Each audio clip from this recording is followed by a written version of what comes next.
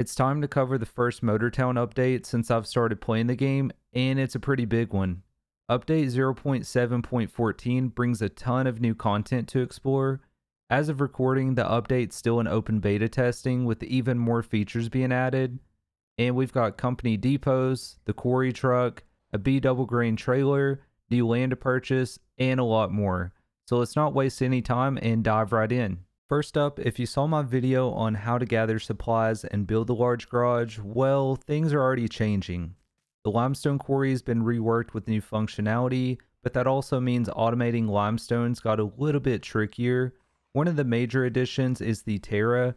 This is a massive quarry dump truck that can haul a huge load of limestone rock, but the downside is that it requires you to be a driver level of 200 to even drive it. If you head down to the south side of the island, you're going to find the new Terra factory, and here you can supply it with the right materials and buy your own Terra, but this is going to cost you a hefty $490,000. Personally, I haven't been able to get my hands on it yet, but it is fully customizable. Now with the quarry changes, limestone production works a bit differently now. You're going to need a dump truck, or you can use the new Terra to load up limestone rock at one of these new pickup locations. From there, you're going to deliver it over to the dumping zone for it to be crushed up. Then you can head down to the bottom of the quarry and pick up the crushed limestone and haul it over to the cement factory. Over at the cement factory, we'll also have a brand new addition, the quicklime production. So now you can deliver limestone here to produce quicklime, which then can be transported to farms to help boost their output. And if we make our way back up to the quarry, there's also dormitories that have been added so quarry workers now have a place to live. And the same goes for the oil refinery. Each dormitory comes with its own bus stop, meaning that you're going to have to set up new bus lines in order to improve the town status of both the quarry and the refinery. Next up, we have my favorite part of the update. It's going to be a very welcome addition for any growing company, the company depot. You can now head over to the architect building and choose from two different depot blueprints. The first one is going to require a 25 by 25 meter plot, and it costs $50 every 10 minutes to operate. In order to build it, you're going to have to deliver 10 units of concrete, 10 units of sand, 2 wood planks, 2 steel H-beams, and 2 plastic pipes. The second depot blueprint is slightly larger, and this one's going to take 15 units of concrete, 15 units of sand, 4 wood planks, 3 steel H-beams, and 3 plastic pipes. Once you build the depot, you can add the depot to your truck or bus routes, and this is going to allow your company vehicles to stop in for maintenance. You can still perform maintenance manually through the menu if you prefer, and each depot is going to have its own storage for maintenance supplies. This gets automatically used up when your vehicle stopped in, so you'll have to keep a check on this through the UI and resupply it when things are starting to run low. The depot itself is pretty spacious and it's fully customizable. You can decorate it with furniture and really make it your own. Also, we have an added bonus. The company vehicle limit has been increased from 10 to 15, but just be warned, unlocking those extra slots comes with a very hefty price point. There's also a brand new location on the map, the OG Sunflower Farm, and here you're going to have to use a dump truck, the dry bulk trailer, or the new grain trailer in order to pick up grain from here. If you decide to go with the new grain trailer, it comes in 2 parts, a lead and a rear trailer, so you can haul both at once. And you can find these at the trailer dealership.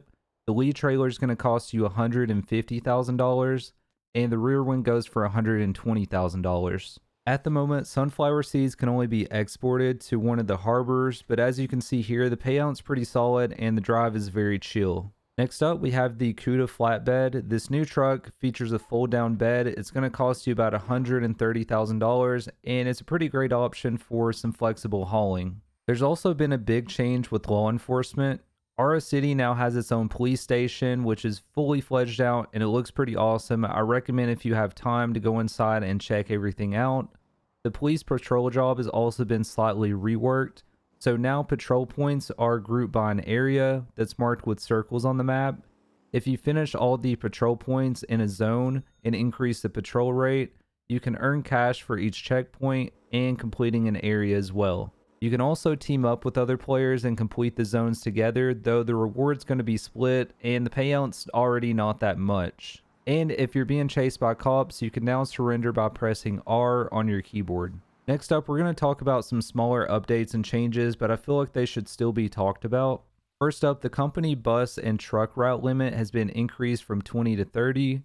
Your company vehicles are now going to degrade faster when playing off-road. You can now see company vehicle speed on the company UI map. They've also updated the truck route naming system where there's less restrictions. And now you cannot stop at the same bus stop twice on one loop, so you might have to change your bus lines. Next up, if you're building the large garage or one of the depots, you can now see the construction material requirements. It's going to be visible on the world map.